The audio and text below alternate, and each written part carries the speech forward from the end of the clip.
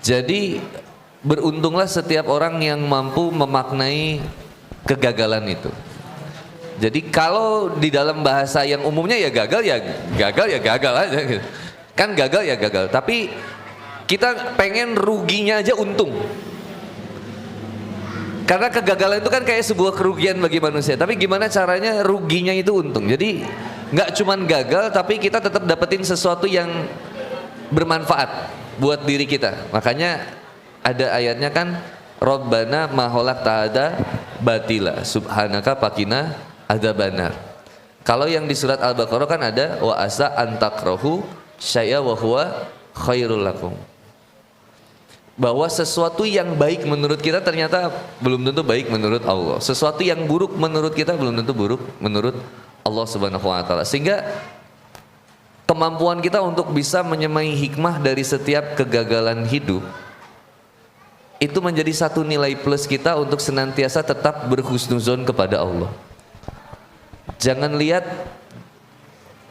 sesuatu yang nikmat yang kecil yang kamu dapatkan, tetapi lihat betul dan rasakan betul siapa yang memberikan nikmat itu. Kalau saya suka bilang ibu rumah tangga gitu, misalkan dia mengeluhkan tentang pasangannya, pasangan saya begini, pasangan saya begitu, pasangan begitu. Cari apa hal terkecil yang masih bisa disyukuri. Alhamdulillah saya masih punya suami, alhamdulillah suami saya masih hidup. Nah itu seminimalnya. Meskipun ireng ya enggak apa-apa lah.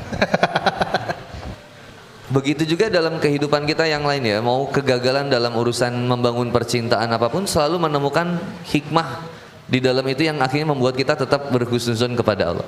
Nah, outputnya jadinya gini. Bagi seorang hamba, yang pertama, tidak ada sesuatu rizki yang terhalangi dengan seorang hamba kecuali ada dosa yang kemudian atau kemaksiatan yang menghalangi itu. Makanya dosa dan doa itu beda satu huruf tapi berpengaruh seumur hidup. Doa yang kemudian kita langitkan bisa jadi kemudian justru terhancurkannya karena dosa-dosanya kita. Karena kalau kita membahasakan Allah memberikan sesuatu yang buruk kepada kita, kayaknya enggak banget gitu. Dan kayak enggak sopan banget gitu. Allah ngasih yang buruk. Karena di ayatnya juga kan gitu. Innallaha la yajlimun nasa syai'a walakinna nasa anfusahum yajlimun. Sesungguhnya Allah tidak pernah memberikan sesuatu yang buruk bagi setiap manusia itu. Walakinna nasa anfusahum yajlimun, tetapi manusia sendiri yang senantiasa dolim sama dirinya. Ada orang yang nangis kejer gara-gara diputusin pacarnya, tapi dia nggak mampu mengambil hikmah bahwa Allah sedang menyelamatkan kamu dari kemaksiatan yang lebih besar. Ada yang kemudian gagal pernikahan, tinggal beberapa minggu lagi, dia nggak mampu melihat bahwa sejatinya Allah sedang menyelamatkan dari seseorang yang tidak tepat misalkan. Ternyata kita manusia ini terlalu banyak membesarkan rasa tapi tidak mampu untuk merasakan kebesarannya Allah. Sehingga jangan lihat kecilnya, tapi lihat siapa yang memberikannya.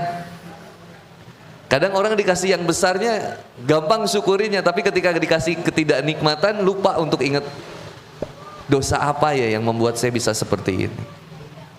Nah, sensitivitas kita sebagai seorang hamba itu selalu merasa berdosa. Makanya ada kalimatnya nanti enggak apa-apa. La kabirota ma'al istighfar wala sogirota ma'al isrori. Tidak ada dosa besar kecuali kamu hapuskan dengan banyak beristighfar. Dan jangan sepelein dosa yang kecil, karena suatu saat besar juga. Sehingga mau bagaimanapun ketika menjalani hidup, ya akhirnya jadinya outputnya tetap taubat kepada Allah. Gagal masuk PTN ternama, kalau Ustadz Danang kan di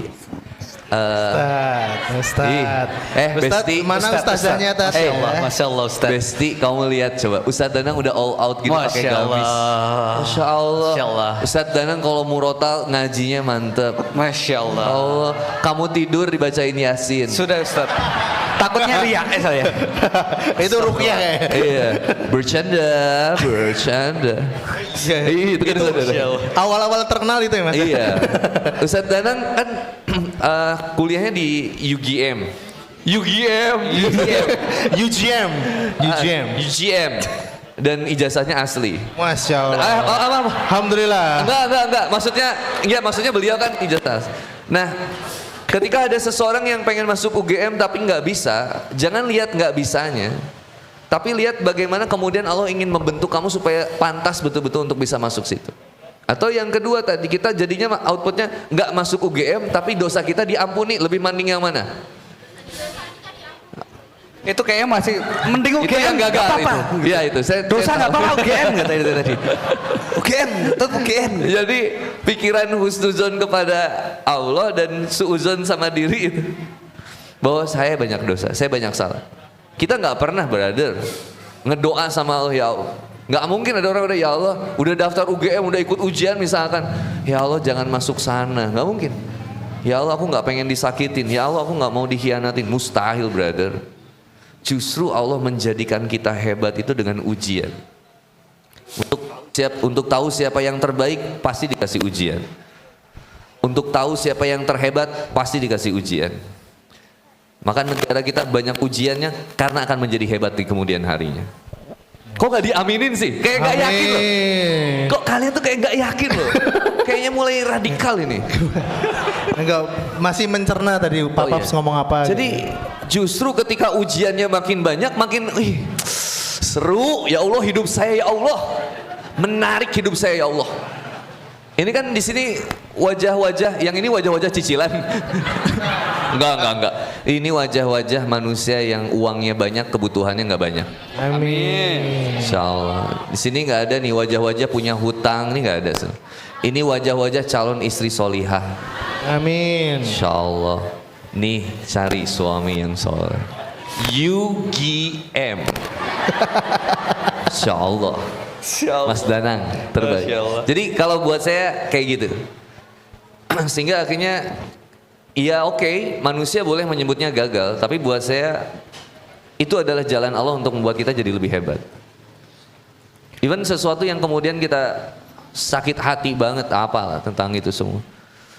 Hamud dunya zulmatun fi qalbi wa hamul akhirah nurun fi qalbi. Terlalu banyak khawatir sama urusan dunia bikin hati kita jadi gelap, guys.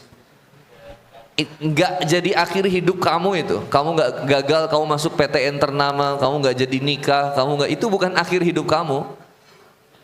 Life must go on. Life must go on maksudnya. Oke. Ya kan hidup masih harus terus berjalan, guys. A ship in a port is safe. Perahu di dermaga itu memang aman, tetapi bukan untuk itu perahu itu diciptakan. Perahu diciptakan untuk menerjang ombak gelombang yang besar dan menghasilkan nahkoda yang handal. Masya Allah. Mengapa kalian tumbuh menjadi seorang pemuda yang justru di jiwanya hidup jiwa renta? Harusnya raganya muda, jiwanya muda. Ini raganya muda, jiwanya renta. Sepuh. Diajak ke masjid susah. Semua banyak. Aku mau masuk PTN ternama, ya Allah berikan aku jodoh yang terbaik seperti artis Korea. Ya Allah, Kim Jong Un. Beda. Kim Sen Ho, beda tipis itu. Kim Sen Ho ada film terbarunya itu ya. Candice Love. Be translate. Tapi si perempuannya tuh introvert banget ternyata. Tapi saya nggak terlalu ngikutin. Mohon maaf, saya nggak terlalu ngikutin. Kok jadi bahas itu? Iya, maaf. Jadi minta yang terbaik, tapi justru hubungan kita dengan Allah malah buruk. Sukses akademis tapi tidak benar secara ideologis, apa artinya? IPK-nya indeks prestasi kumulatif tinggi, tapi indeks prestasi ketakwaan jeblok. Buat apa? Ijazahnya ada tapi hasil joki. Astagfirullahaladzim. Bukan saya. Bukan. Ijazahnya asli. Ya. Coba kalau kita, ayo, mentalitas kita kan diuji ya saat ini. Yang sering aku tanyain ke mahasiswa, kan mahasiswa banyak. Enak ada dosen atau nggak ada dosen? Enak kuliah atau libur? Enak ada tugas atau nggak ada tugas?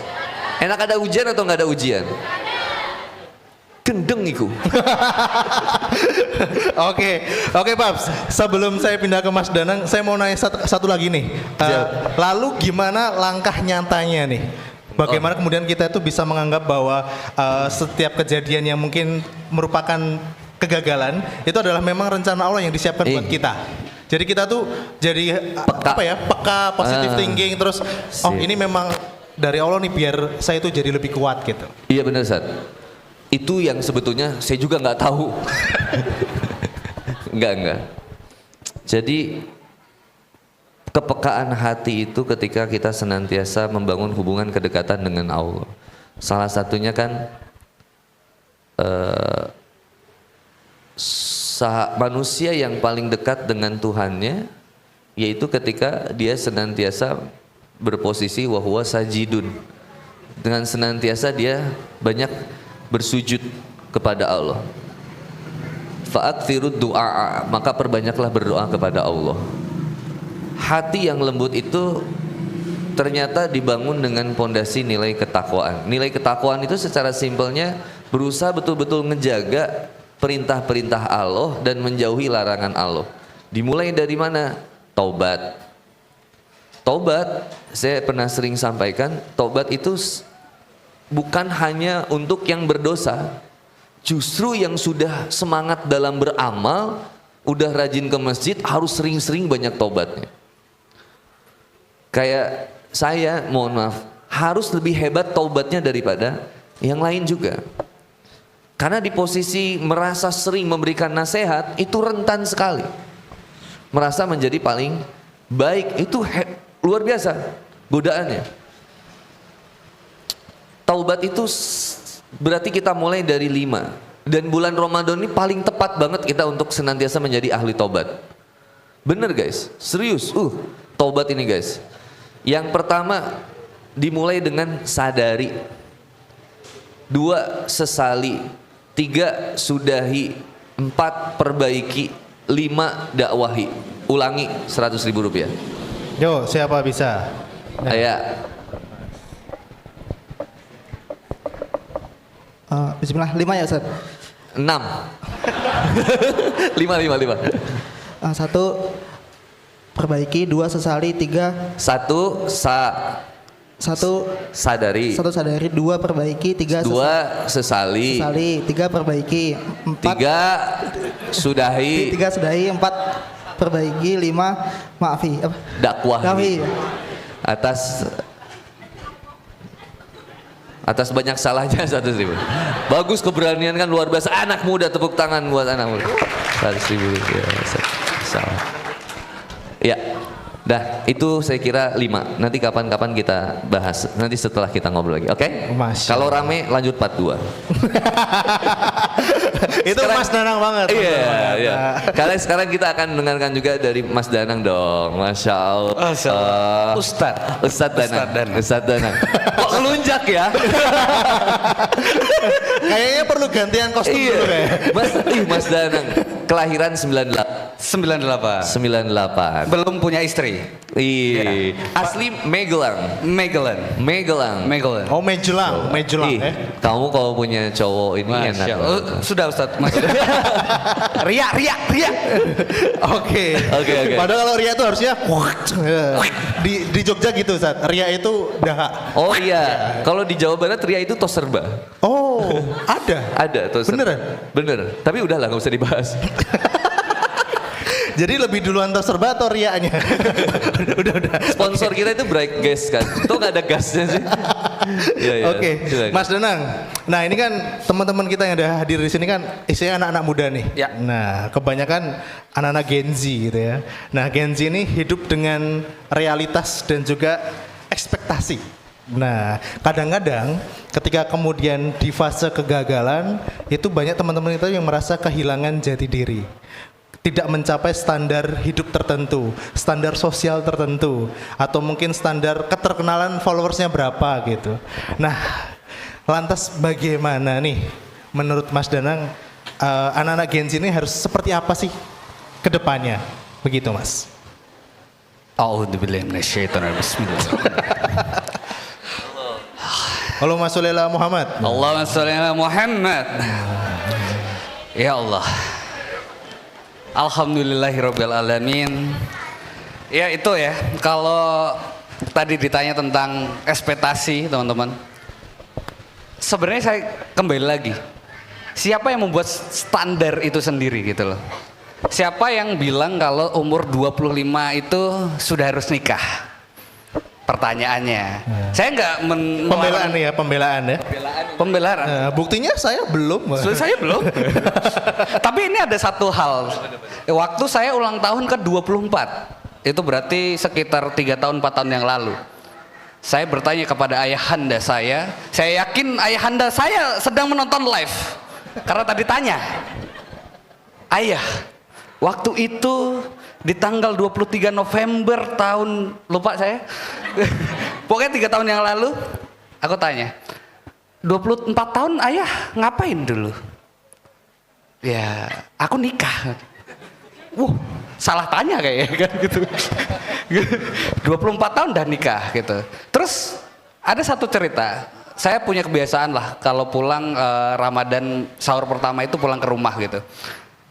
Dan mohon maaf saya klarifikasi juga di live, saya yakin ayah dan ibu saya menonton saya hari ini. Saya jarang pulang gara-gara stres dengan standar-standar sosial yang diciptakan oleh lingkungan itu sendiri. Makanya pertanyaan-pertanyaan kalau teman-teman pulang, sekarang kerja apa gitu kan. Terus udah lagi ganti, kapan nikah gitu. Atau teman-teman yang lagi berjuang masuk kampus tadi, besok mau masuk mana, udah diterima di mana dan lain segala macam, kapan lulus gitu. Nah, sebenarnya saya jarang pulang tuh gara-gara menghindari pertanyaan-pertanyaan itu. Karena kembali lagi ke pertanyaan awal, siapa yang membuat standar itu? Yang membuat standar itu sebenarnya society yang akhirnya itu menjadi standar-standar yang sebenarnya nggak harus kita lakukan juga loh. Karena setiap orang punya patternnya masing-masing, setiap orang punya jalannya masing-masing gitu. Sampai kembali lagi ke sahur tadi. Pertanyaan waktu sahur. Kan saya lagi S2. UGM. Ditanya, ini kalau udah tesis lulus, besok mau kerja apa? Batinku, mbok kira selama ini aku ora kerja. Karena selama ini mungkin menurut orang tua saya, kerjaan saya itu bukan kerja, main-main. Karena ditanya, udahlah jadi PNS saja. Oke. Di waktu itu, saya ingat sekali teman-teman.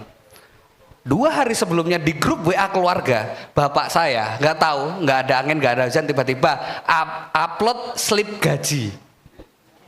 Nggak tahu, sombong nggak ya kan? Cet, upload gaji bapak bulan ini. Berapa? PNS golongan 3.800.000. Wih, sombong. Tak buka lagi set bawahnya, potongan bank 2.500.000. So, apa yang dibanggakan gitu maksudnya? Oke, aku sekali lagi tidak membuat itu menjadi sesuatu hal yang buruk dan saya tidak bilang pekerjaan apapun itu jelek ya. Tapi yaitu stabilitas ekonomi yang mungkin menjadi standar dan perspektif orang tua pada waktu itu di umur-umur itu. Kalau kerja ya yang penting kamu lancar gitu. Padahal 3,8 juta itu yaitu paling cukup untuk membiayai tiket untuk PP Jogja ke Medan atau Jogja ke Aceh aja gitu. Nah, kembali lagi ke standar tadi. Nggak ada satupun manusia yang membuat standar itu hidup harus seperti ini. Dan kayak di sosial media, sekarang gimana sih kalau kita lihat sosmed, wah Mas Danang keren banget ya gitu. Mas Danang gini, dari satu kota ke kota lain dalam 1 hari bisa 3 acara gitu. Itu yang kita keluarkan di sosmed yang seneng-seneng aja. Orang ngerti kan boyoke loro gitu kan. Waktu di mobil terus pengen pijet tidur nggak bisa tidur gitu. Itu yang kita nggak tunjukkan di sosial media gitu. Tapi percaya atau nggak teman-teman, waktu tadi sebelum di Jogokarian gitu, saya ditanya tadi ya Mas ya, di Jogja udah berapa lama Mas? Batinku aku neng Jogja terus ya bro. Dikiranya orang tuh aku selalu mobile gitu, padahal enggak. Padahal alhamdulillah kita diberikan kenikmatan oleh Allah Subhanahu wa taala tidur. Habis subuhan tidur, bangun-bangun jam 9 baru memulai aktivitas dan lain sebagainya. Jadi kadang kita tuh nggak tahu loh aslinya seseorang tuh seperti apa. Yang kita lihat hanya luarnya aja. Prosesnya atau hal-hal yang ada di dalamnya itu kadang kita nggak lihat dan kadang nggak dipertontonkan. Kalau tadi Ustadz bilang yang bikin hidup kita itu lebih baik adalah ujian, saya setuju. Karena apa? Yang bikin kita lebih upgrade dan yang bikin kita lebih baik itu adalah hal-hal yang menyulitkan kita. Ibarat teman-teman ini main game ya. Main game apa kira-kira? Apa? ML. Astagfirullahaladzim. Mobile Legend. Sing cetho nih masih panjang. Mobile Legend. Oke. Ini perspektifnya aneh-aneh. Ramadan mas masalahnya. Mobile Legend. Kamu biar bisa naik satu rank ke rank yang selanjutnya gitu, itu kan pasti ada prosesnya kan. Pernah gagal mas? Pernah kan? Tapi itulah challenge-nya gitu. Kalau kita nggak ngerasain gagalnya, kamu nggak mungkin sampai rankmu sekarang apa? Glory. Glory Man United ya kan? Mas, Ya kan? ini main juga beliau. Apa ini? Glory, tetap glory ya. Glory Liverpool. Weh. Ya itu. Weh. Ya tetap itu. Maksudnya nggak mungkin sampai meeting, nggak mungkin sampai glory kalau kamu nggak punya ujian mas. Dan satu, ada pernah main GTA San Andreas pada waktu itu teman-teman? Oh tua banget ya. Mbak pernah? Tua banget. Ketika main GTA kan ada cheat code kan. Set. Otomatis ketika kita nge-cheat L1 bulat kiri segitiga atas gitu. Itu ada cheat tertentu yang bikin kita bisa tambah kaya. Nambah apa? Kita punya armor, kita punya duit gitu. Sekali dua kali seneng mas. Setelahnya hampa. Kita ngerasa kayak apa? Semua bisa dibeli dengan uang itu.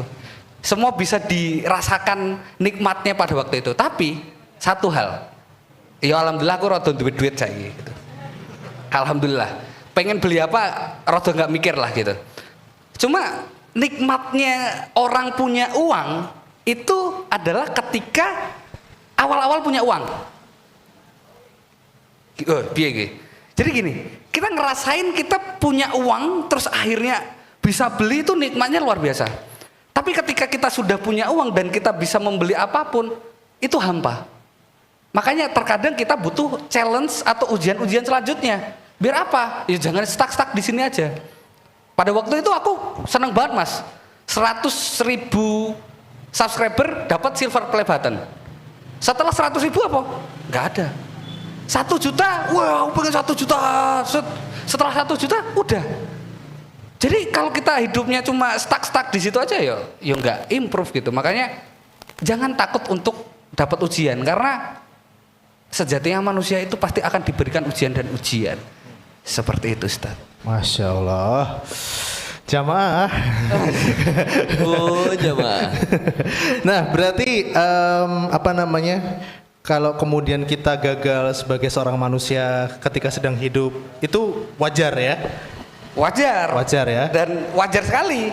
Tapi ada satu hal yang sebenarnya saya bersyukur kenapa saya gagal gitu. Apa contoh gagalnya mas? Banyak. Saking banyaknya kegagalan, itu saya punya kebiasaan untuk menulis. Kebiasaan menulis. Akhirnya dari cerita kegagalan tadi, itu bisa menjadi sebuah opportunity teman-teman.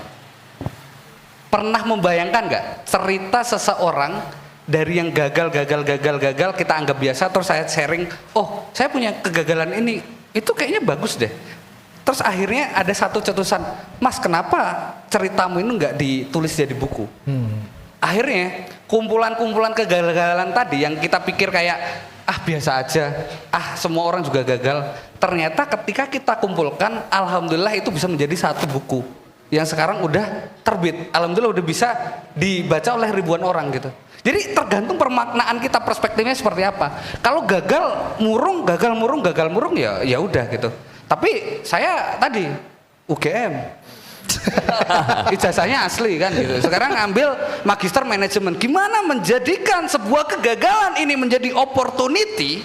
Akhirnya tak kumpulin set, jadi naskah tak kasih penerbit des. Cuan bos. Wah, rekening Jadi cuan. kalau kita bilang itu ya jualan cerita kesedihan.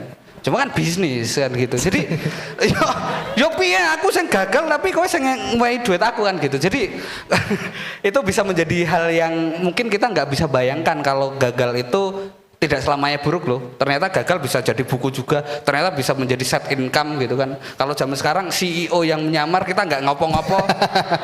Tiba-tiba dapat passive income, dapat royalti ya. Siapa yang pengen gitu? Astagfirullah aku riak meneh. Nggak boleh sombong ya astagfirullah. Astagfirullahaladzim. Oke. Sebelum balik lagi ke Papap, satu lagi nih Mas terakhir nih.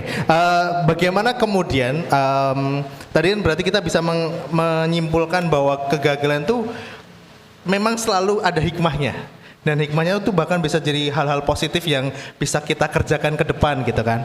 Nah terus bagaimana menurut Mas Danang kita bisa mengevaluasi kembali jalan hidup kita yang tadinya mungkin sudah disusun matang, tapi karena ada gagalan tadi kan jadi agak-agak mencong-mencong nih. Nah biar sesuai keinginan kita atau harapan kita gimana tuh? Ya itu tadi. Yang menurut manusia itu baik belum tentu menurut Allah baik. Masya Allah. Yang menurut Allah baik belum tentu baik juga untuk manusia. Maka kembali lagi, yang namanya manusia itu pasti berencana kan. Wah, saya berencana sekali. Sampai berpikiran bahwa wah rencana ini akan memberikan sebuah manfaat seperti program keluarga berencana gitu kan. Jadi saya mikirnya udah jauh lah pada waktu itu. Saya udah mikir kayak, wah ini adalah orang yang paling tepat, insya Allah akan menjadi makmum saya gitu. Ternyata zong. Ternyata, wah chaos bro gitu, nggak sejalan gitu. Akhirnya itu jadi hikmah. Di sisi lain memang tadi ya ini karena kita di Jogokarian saya bilang haram pacaran gitu. Haram. Yo mergo aku jomblo ya sih. Jadi haram gitu. Tapi aku bisa mengambil hikmah dari situ. Seorang Danang yang tersakiti ini, Masya Allah. Sedap. Siapakah yang berani menyakitimu Mas? Siapakah orang itu yang berani menyakiti seorang Danang gitu kan? Nonton kayaknya live dia. Ya. Ayo kalau kamu nonton, Ketik akunnya. ketik rek spasi enggak. Lawas ya. Kalau kamu nonton, aku hanya ingin mengucapkan terima kasih sebesar-besarnya kepada saudari ini. Cewek ya. Cewek no. Alhamdulillah ya, alhamdulillah. Astagfirullah. Alhamdulillah. Ya memang agak susah ya membedakan sekarang, cuma kayak cewek. Saya mengucapkan terima kasih sekali lagi atas penyakit dan sakit hati ini. Karena apa? Tadi akhirnya kita bisa level up. Karena apa teman-teman? Ketika kita tidak diberikan ujian, bahkan kita ditakdirkan untuk tidak bersama, bayangkan waktu itu terus-terusan. Aku senang banget. Kalau aku senang, triggerku apa? Makan. Triggerku ketika udah makan, seneng, ngerasa udah punya gadengan kan pada waktu itu ya, walaupun belum ijab kabul, aku ngerasa wah santai. Berat badanku dari 60 kg sampai 85 kg. Saking ganteng gue bro, santai aja gitu kan. Tapi nggak tahu apa yang dipikirkan oleh cewek itu kan. Sekarang kamu berubah ya gitu. Aku ngerasain kayak aku nggak berubah. Emang aku berubah apanya? Pikir aja sendiri gitu. Kenapa sih setiap perempuan ditanya oleh laki-laki ada masalah apa selalu nggak bisa diam gitu kan? Nggak bisa menjelaskan. Akhirnya putus, introspeksilah aku. Dari situ, kan sekarang lagi tren ya, namanya pelari culture. Oh, masalahnya di masjid biasanya aku pakai Adidas Adizero Evo SL. Respect, izin. Nah, dari situlah. Makanya banyak istilah obat terbaik untuk diri sendiri adalah ketika kamu sakit hati. Makanya aku jadi tiba-tiba apa? Pelari culture, tiba-tiba datang ke gunung, tiba-tiba datang ke mana-mana. Yang tadinya aku 85 kg, sekarang alhamdulillah dalam 1 tahun jadi 70 kg. Makanya aku rada protes sama panitia Jogokarian. Itu fotoku lawas banget mas, itu 85 kg, kenapa masih dipasang gitu loh. Aku wes nge-gym wes ngono apa, jadi itu. Jadi kayak apa ya teman-teman? Kalau aku nggak diberikan ujian dan nggak ditakdirkan seperti itu, mungkin aku ya udah nggak bakal seperti sekarang. Dan ternyata di balik itu semua hikmahnya banyak loh. Selain itu kita bisa menjaga kesehatan dengan baik. Ketika kita bisa menurunkan kadar lemak, kita bisa melakukan aktivitas dengan baik gitu. Makanya datang kemana segala macam, aku alhamdulillah tadi mending naik tangga daripada naik lift gitu. Kayak gitu. Walaupun panitianya rada mangkal, way lift malah munggah tangga kan gitu. Ya, bukan tidak menikmati tapi emang kayak hidup sehat bu, culture dulu ya gitu. Jadi alhamdulillah kalau kita memaknai itu semua menjadi hal yang positif, itu malah memberikan energi yang baik ke kita. Jadi ya wes nggak apa-apa. Manusia hanya bisa merencanakan, tapi ketika sudah tidak terlaksana, coba deh introspeksi. Nggak apa-apa nangis sehari 2 hari, nangis nggak apa-apa. Aku pun nangis gitu. Sehari 2 hari, tapi setelah itu coba hikmahnya apa? Oh ternyata Allah tuh lebih sayang loh sama kita. Bayangkan waktu itu kadar gulaku tinggi, kadar lemakku itu bisa sekitar 28%. Berarti kan itu visceral fatnya udah jelek banget, organ-organ kita udah ketutup lemak gitu. Wah itu enak mas, dibuat kronyos. Wah kronyos enak banget mas. Tapi ya itu ketika kita udah bisa sadar itu bakal lebih baik lagi ke kita. Karena akhirnya ya wes turun. Ya wes, makanya nggak apa-apa kalau teman-teman lagi sakit hati terus kalian lari, kalian ngapa-ngapain, good, sholat diukai bro. Karena itu juga olahraga gitu. Masya Allah, mantap sekali ya penjelasan para pengisi kita malam hari ini. Oke, nah sebelum ini sebentar lagi saya akan kasih kesempatan ke teman-teman untuk bertanya langsung. Tapi saya pengen dengar juga nih satu nasihat dari Pak Paps. Bagaimana kemudian kita menganggap, setelah tadi kita gagal, kemudian kita mencoba untuk bangkit lagi.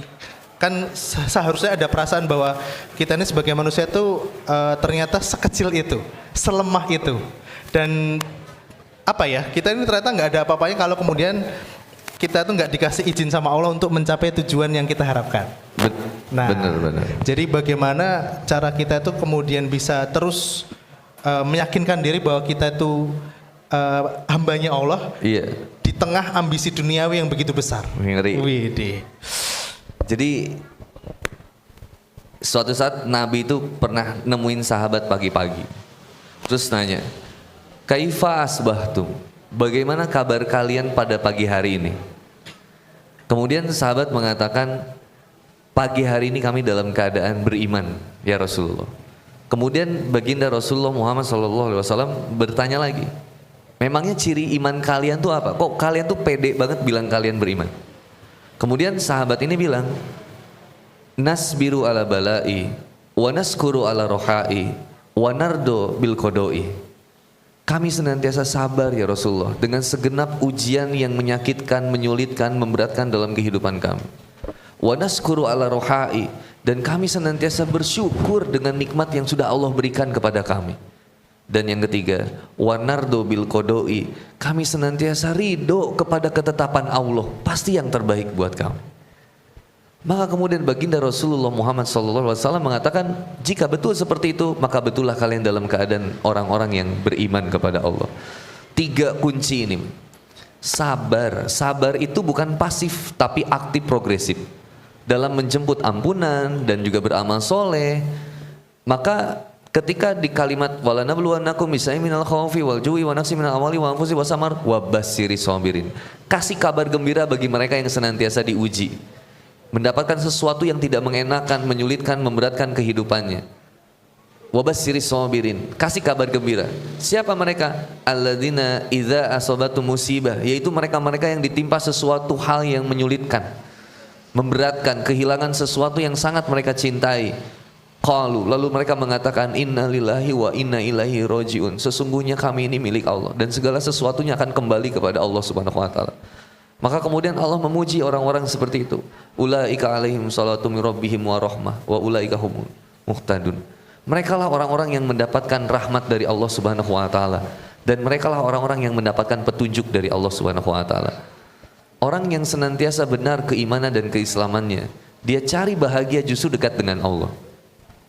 Dia tidak pernah forget everything and run. Tetapi mereka senantiasa face everything and rise. Dia rubah makna dari fear, bukan takut tetapi fear-nya betul-betul dia hadapi semua ketakutannya. Karena dia bersama dengan Allah. Ketika bersama dengan Allah, siapa yang bisa hancurkan semuanya? Allah suruh kita berencana, wal tangzur nafsum ma qaddamat ligot wattaqullah innallaha khabirum bima ta'mal. Ya ayyuhalladzina amanu taqullah wal tangzur nafsum ma qaddamat ligot, kan silakan kalian berencana dengan segala sesuatu yang terbaik di dunia ini. Kata ulama, al-himmah al-aliyah, silakan punya cita-cita yang tinggi, silakan. Kata Ali bin Abi Thalib radhiyallahu anhu, silakan kejar dunia seperti kalian akan hidup 1000 tahun lamanya. Tetapi ketika kalian betul-betul beramal soleh, beribadah, lakukan seperti itulah ibadah dan amal soleh yang terakhir. Sehingga kita betul-betul sungguh-sungguh dalam beramal soleh itu. Islam itu betul-betul jadi solusi dalam kehidupan kita. Maka seseorang yang senantiasa dekat dengan Allah, tenang kehidupannya. At the moment saya mencaci games Mobile Legend. Saya nggak suka Mobile Legend karena anak saya main. Kata anak saya, papa nggak akan bisa ngerti kalau papa nggak download. Saya bilang, min husni islami mari tarkuhu malayani. Di antara kebaikan seorang muslim, tinggalin hal yang nggak bermanfaat. Akhirnya malam itu saya download untuk tahu, jangan ngehina sesuatu. Coba lihat hikmahnya. Kotoran ayam, kotoran kambing, kotoran sapi di tangan yang tepat jadi bermanfaat. Maka kemudian saya lihat, oh, bagaimana ya memaknai ini. Kemudian saya main.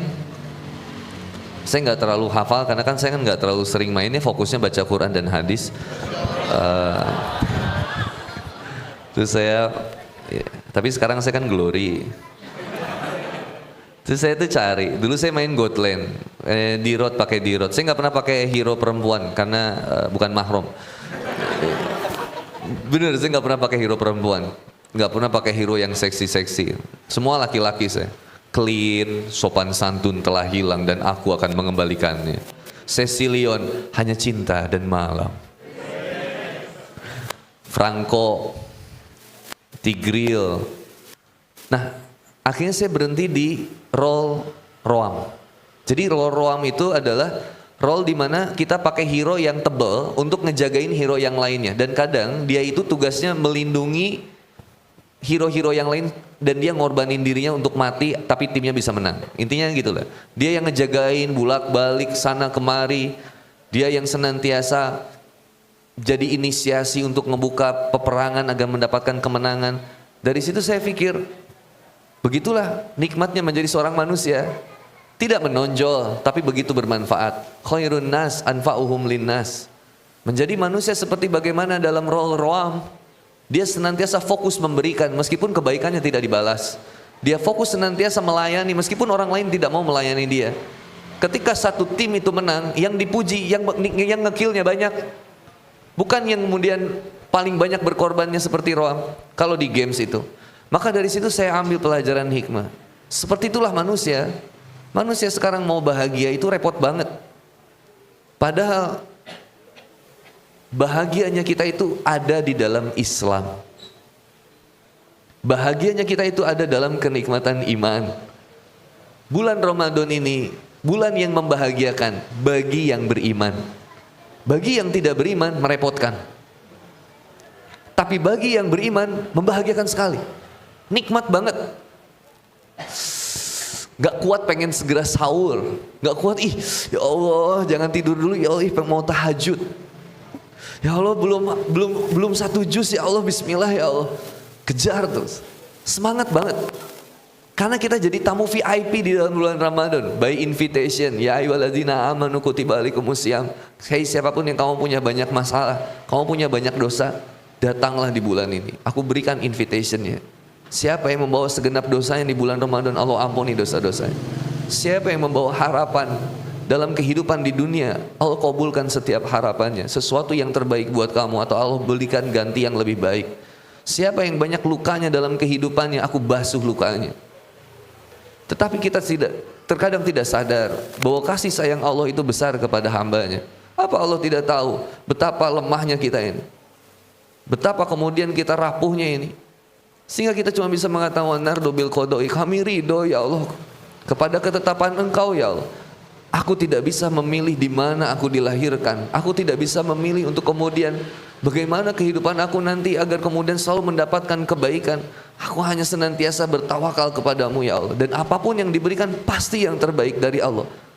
Cuman bagaimana kita mau memaknai untuk senantiasa menyadari bahwa sehina ini hambamu masih senantiasa diberikan nikmat olehmu ya Allah. Dan pada akhirnya, titik akhirnya kita menyadari bahwa apa?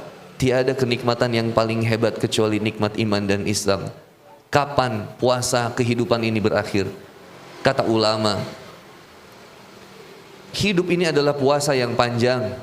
Dan buka puasanya adalah ketika apa? Telapak kaki menyentuh surganya Allah Subhanahu wa taala. Pada saat itu kemudian Allah mengatakan, kata baginda Rasulullah Muhammad SAW, dipanggil orang yang banyak kenikmatannya di dunia tapi dia tidak pernah beribadah kepada Allah Subhanahu wa taala.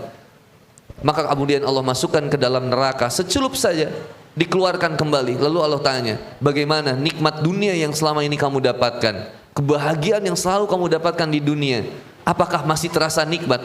Kata hamba ini, demi Allah tidak, berganti dengan siksa neraka padahal baru sekejap.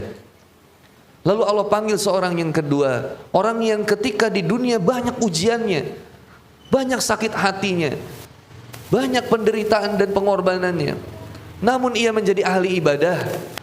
Maka Allah masukkan ke dalam surga secelup saja, lalu dikeluarkan kembali. Lalu ditanya, bagaimana penderitaan, perih, luka yang kamu dapatkan ketika di dunia? Kata hamba ini, demi Allah sudah tidak terasa, berganti dengan nikmatnya surga meskipun sekejap saja. Ketika ada iman dan ada Islam, kita akan selalu mengatakan bahwa apapun itu yang terbaik dari Allah, dan kami senantiasa beruntung, bersyukur kepada Allah bahwa kami menghadapi setiap ujian ini dengan jalannya iman. Maka kita tidak cari lagi kenikmatan dunia, semu. Seandainya mengatakan bahagia itu dengan harta, banyak orang yang punya harta tidak bahagia. Seandainya mencari bahagia dengan menikah, banyak orang yang pengen cerai supaya bahagia. Seandainya cari bahagia dengan punya keturunan, banyak orang yang stres punya anaknya. Tapi tidak akan pernah kau dapati orang yang betul-betul bahagia di dunia ini kecuali orang yang memiliki iman dan Islam. Aneh dia akan dipandangnya. Ketika kemudian Sya'ban, sahabat baginda Rasulullah Muhammad SAW, tidak hadir di masjid, dicari oleh Rasulullah, maka kemudian Sya'ban ternyata sudah meninggal dunia. Istrinya mengatakan, Sya'ban mengatakan 3 hal yang tidak saya mengerti. Apa itu kata Rasulullah? Yang pertama, suamiku mengatakan seandainya lebih jauh. Yang kedua, suamiku mengatakan seandainya yang lebih bagus. Yang ketiga, suami mengatakan seandainya semuanya. Ternyata kata baginda Rasulullah, ketika Sya'ban mengatakan seandainya lebih jauh, pada saat seseorang meninggal, Allah perlihatkan balasan setiap amalnya. Maka Allah perlihatkan kemudian balasan Sya'ban yang berjalan dari rumah 3 jam ke masjid. 3 jam ke masjid. Seandainya kita berangkat dari Jogokarian 3 jam, daerah mana masjid yang kita tuju berarti? 3 jam jalan kaki. Kita kesini pakai Honda Baiat, Honda Beat, Honda Baiat, Honda Vario. Ada perempuan yang pakai RX King, Masya Allah. Coba kita kesini pakai motor. Ini Sya'ban 3 jam jalan kaki ke masjid, cuman pengen subuhan ke masjid. Allah perlihatkan balasannya. Apa kata Sya'ban? Ya Allah, tahu begini balasannya, seandainya lebih jauh ya Allah. Malah minta yang lebih jauh. Sekarang orang pengen umroh, cari hotel yang paling dekat. Udah dapat hotel yang paling dekat, masih gak ke masjid juga. Bodoh. Bayangin, orang cari kenyamanan yang justru nyaman itu adalah racun. Kata Ari Lesmana di 420 dengan lagu, keluarlah dari zona nyaman. Semuanya. Maka berhusnuzonlah kepada Allah. Jika tidak hari ini, mungkin minggu depan. Jika tidak minggu ini, mungkin bulan depan. Jika tidak bulan ini, mungkin tahun depan. Itu lagu yang menyampaikan orang yang punya hutang ya. Tapi lihat endingnya. Segala harapan kan datang yang kita impikan. Janganlah menyerah dulu, waktu masih panjang. Semoga doa kita selalu na na na na na. Untungnya bumi masih berputar. Untungnya ku tak pernah menyerah. Untungnya ku bisa rasa hal-hal yang kan baik datangnya belakangan gitu. Itu pengakuan para musisi tentang kehidupan dan memaknai hidupan ini, bahwa take it easy brother, santai aja. Yang penting di kacamata, terserah lah. Ya udahlah, pokoknya kacamata. That simple. Hidup ini simple, nggak usah bikin ribet. Kenapa pencapaian-pencapaian yang kamu tidak tercapai kemudian membuat kamu jadi kemudian langkah kamu gontai tidak terarah? Enggak, Muslim dididik dengan keras. Bener gak dok? Betul, Kuat, betul. guys, bener. Anak muda harus kaya akan luka dan air mata. Apa anak muda? EPSMR, tahu EPSMR nggak? Lemah, jalan gontai, pengen ngekos deket kampus, paling telat datang ke kampusnya. Bodoh. Iyalah, semangat gitu. Dosen nggak masuk, mohon maaf, dosennya nggak masuk, ada dosen pengganti nggak? Atau dosennya meninggalkan tugas nggak? Saya udah jauh-jauh dari Klaten. Sragen. Saya udah jauh-jauh, saya pengen belajar. Bisa nggak tolong kasih kami tugas? Tuh mahasiswa yang terbaik. Kalau ada mahasiswa yang kayak gitu, insya Allah jadi musuh mahasiswa yang lainnya. Bayangin, ketika anak mengeluhkan, saya di keluarga ini Ustaz, saya nggak seru guys. Ada pengusaha lahir dari miliarder, nggak seru. Alhamdulillah, aku bangun usahaku dari bisnis papa aku dengan modal ya 7M. Nggak seru banget. Tapi kalau ada di sini pedagang gorengan, saya dari waktu pasar rakyat Jogokarian saya dagang cilok. Dari mulai didorong Ustaz, alhamdulillah hari ini saya menjadi penyuplai cilok se-Asia Tenggara. Ngedenger ceritanya kita jadi semangat gitu. Nggak seru banget, pengen bangun apa itu? Kita pengen bangun bisnis, minjem duit, pinjol lagi. Jangan guys, jangan sampai mengkhianati Allah untuk sesuatu yang betulnya itu adalah sarana ibadah kepada Allah. Jangan guys. Terus aja, nggak bisa, belum ada, ya udah kerja aja dulu, tak otak. Tak nih, tak itu nih. Jadi ngangkat-ngangkat apa? Otak mikir, bikin apa? Kayak Ustadz bikin buku PDF, PDF itu jualan itu. Ada yang jual apa? Yang suka main Mobile Legends jadi joki. Selama masih sesuatu yang halal, perjuangkan itu guys. Baru uangnya dikumpulin, bikin rintis usaha. Kenapa kamu belum nikah? Wah Ustaz nggak ada uangnya. Terus sekarang ngapain? Ya gitu aja Ustaz. Bodoh. Harusnya anak muda ketika saya harus nikah hari ini saya harus kemudian bisa ngasih yang terbaik buat istri saya. Bismillah, saya akan perjuangkan sesuatu yang terbaik buat calon istri saya. Kerja dia, kerja. Masya Allah. Kayak kenal. Tapi bukan sekedar kerja kan? Kayak kenal ya. Tapi kan bukan sekedar kerja. Wa minan nasi mayasi nafsahu ibtigo amadotillah. Dia semata-mata untuk menjemput ridho Allah. Bahwa saya diberikan amanah kaki untuk saya perjuangkan di jalan Allah. Saya diamanahkan tangan untuk saya berjuang di jalan Allah. Saya diberikan kemudian kecerdasan untuk diperjuangkan di jalan Allah. Ada orang yang terbatas tapi hasilnya luar biasa hebatnya. Kenapa? Dia nggak terpuruk dengan keterbatasannya. Dia nggak lihat keterbatasannya, gas-gas aja. Ada yang mohon maaf, ada yang buta hafiz Quran. Ayo, antum mau ngapain? Antum lihat bisa, tangan ada, kaki bisa, ke masjid bisa. Ada yang buta raba tembok, antum mau ngapain?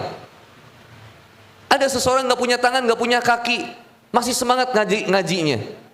Kita semuanya fasilitas ada, tangan ada, kaki ada, otak punya, mata bisa lihat, dengar, HP bagus semua, iPhone Max Pro. Oh my God. Gak jadi konten. Coba dari sekarang mulai mikir gitu. Kalau saya beli ini 5 juta, ini harus menghasilkan lebih dari 5 juta.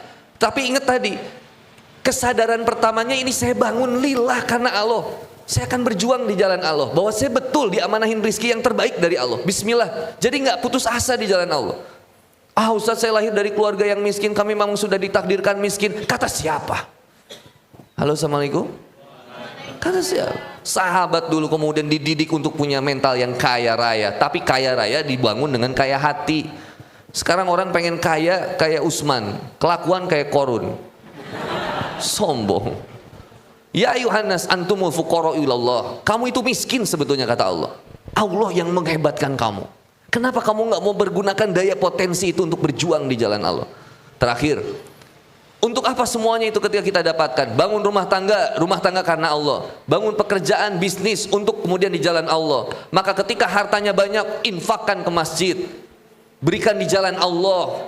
Manfaatkan ustadz-ustadz untuk kemudian mengajar ngaji. Tuh, gini terus nih. Spreading the goodness. Wes ojo leren dadi wong apik. Gak berhenti menjadi orang yang baik. Pokoknya kelihat ke masjid cari orang yang wajahnya, oh ini kayaknya orang banyak hutang nih. Kamu banyak hutang ya? Saya lunasi hutang kamu. Disebutkan itu di dalam Al-Quran. Oh mohon maaf, disebutkan di dalam kitab Nasaihul Ibad karya Syekh Nawawi Al-Bantani. Khoslatani lasayan afdolu minhuma. Ada dua keutamaan yang gak bisa disaingin sama apapun juga. Apa itu? Al-imanu billah. Kamu kuat imannya kepada Allah. Apapun amalnya, kalau nggak ada iman sia-sia guys. Yang kedua, wa naf'ulil muslimin. Kamu peduli kepada saudara sesama muslim. Kalau kamu mikir untuk perut kamu sendiri, dapatnya cuma segitu. Tapi kalau kita berpikir untuk kemudian saudara kita, istri kita, anak kita, insya Allah Allah titipkan dengan besar. Nampung air hujan pakai ember, dapatnya seember. Nampung air hujan pakai sumur, dapatnya abadi. Selama-lamanya kata SpongeBob. Maka bersemangatlah guys, jadi anak muda. Ada role modelnya yang hidup. Mas ini Mas Danang. Ada role model hidup juga, aktivis hebat Alfredo. Jalan-jalan ke luar negeri. Ini Cina, udah ke situ, ke sini, Korea, sini ke Jepang, Zimbabwe, belum. Coba bayangin. Kelihatannya kayak yang sederhana hidupnya, tapi hobinya keliling dunia.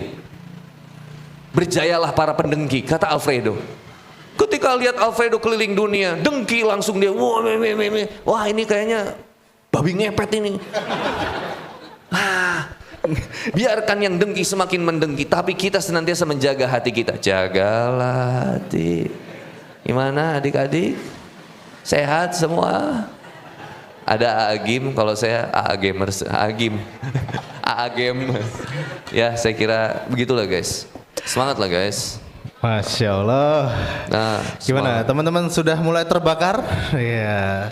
Masih pengen meratapi kegagalan dalam hidupnya? Enggak ya, insya Allah ya. Nah ini kita kasih kesempatan nih Pak Mas Danang ke teman-teman untuk bertanya secara langsung. Ada yang mau bertanya? Wah banyak ya, kalau gitu kita tutup acara kita. Wabillahi taufik. Karena banyak yang naik kebanyakan. Iya. Oke. Boleh 1, 2. Kita kasih 3 kesempatan ke putra putri ya. Boleh diulang turun lagi. Nah, ikuti instruksi saya ya. Tolong angkat jari kelingkingnya sebelah kiri. Iya. Nah, oke, kamu duluan Mas.